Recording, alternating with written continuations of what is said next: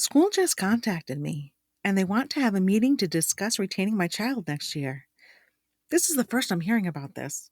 What should I do? I'm Jenny Sherson, ex-special educator turned dyslexia interventionist. It wasn't so long ago that I, too, was overwhelmed by balanced literacy versus structured literacy, education speak, and everything in between. Fast forward after many, many hours of self-driven education, and you'll see I've built a thriving dyslexia practice helping students from age 6 to 18. My specialties? Working with the quote-unquote difficult, almost always 2E, student, and breaking down the complexities of dyslexia into everyday language strategies and action steps. Before we dive in, can you do me a huge favor? Would you mind sending this episode or just sharing my podcast with 3 of your friends? I've been working really hard to put out valuable content to support parents with dyslexic children, and I want to make sure it gets into the hands of the people that need it the most. So, grab the link to this episode or podcast, text it to 3 friends, or you can just click the share button where you're listening to this podcast and send it that way. Whatever works for you, but I would be forever grateful. Thank you. Is your child at the end of their 3rd grade year, struggling to read, and all of a sudden school is telling you they'd like to hold your child back a year? While retention can happen anytime during your child's school year, it mostly happens at the end of 3rd grade. The reason for this is many states have legislation that requires schools to retain a student, or at least consider retaining a student, if they don't pass a 3rd grade reading assessment. I have so much to say about this, but we'll come back to it.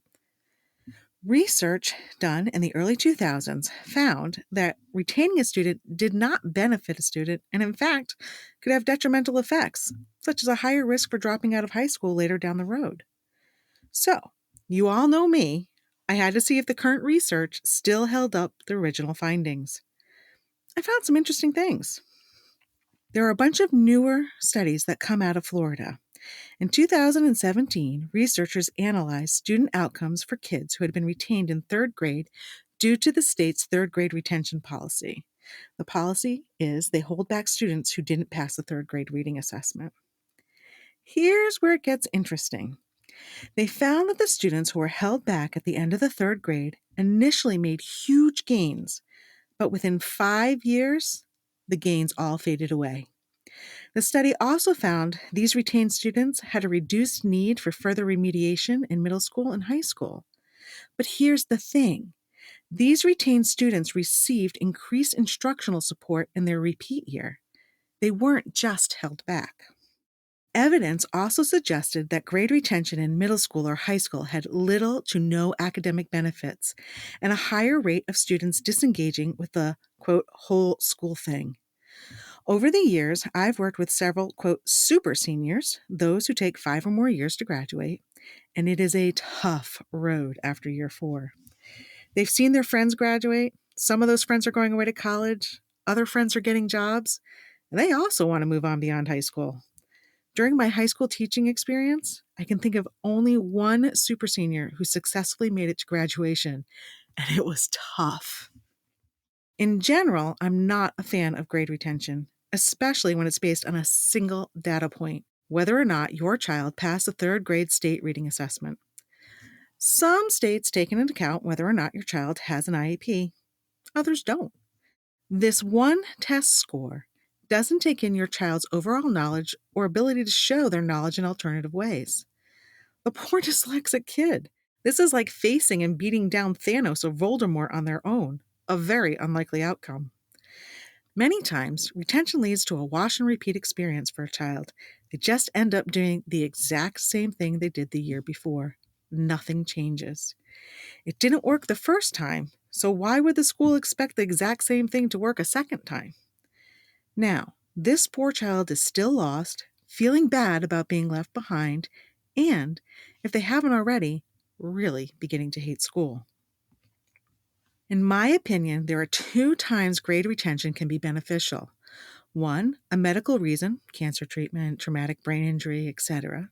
And 2, numerous missed school days, but only in the lower grades. When I worked at the high school level, because we knew the toll and the success rates of students staying the course beyond 4 years, we did everything we could to keep them on schedule. I had students taking both English 10 and English 11 with me at the same time in order to make up time and get all their English credits in 1 year.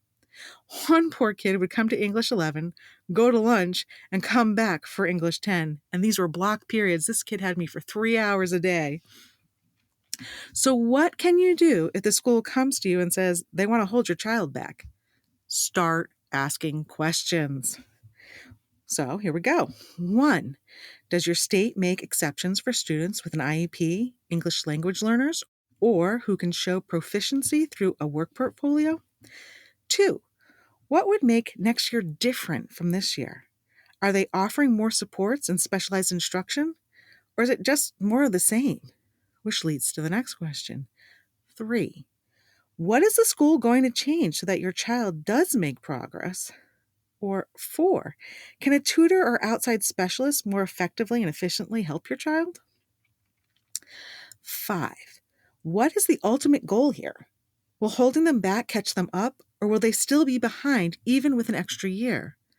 A student with dyslexia has a lifelong reading problem. 1 year is not going to fix the problem. 6. What would the repercussions of keeping your child back be on their mental health, family schedules, and connections with friends? 7.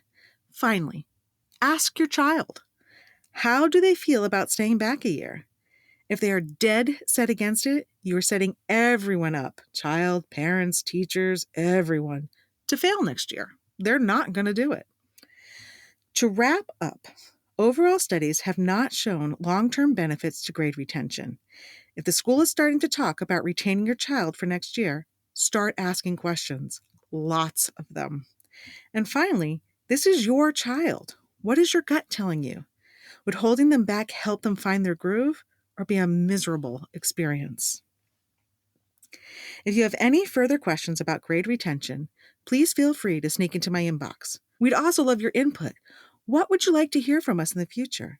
Is there a topic we haven't covered yet you really want to learn about?